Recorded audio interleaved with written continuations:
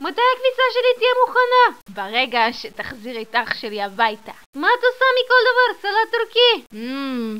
עכשיו באמת בא לי סלט טורקי. תפסיקי לאכול כבר כל דבר, יא בוטטה.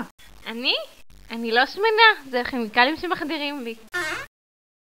נו, מתי תפסיקו כבר עם המריבות המטופשות שלכם? זה הכל בגללך. תשמעו, יש לי פתרון עבורכם, אבל זה חייב להישאר בינינו. למרות שאני יודע שזה קשה בקיבוץ, אבל רק אם אתן מבטיחות לשמור את זה ממש בסוד. נו, מה הפעם? הלבנת כספים.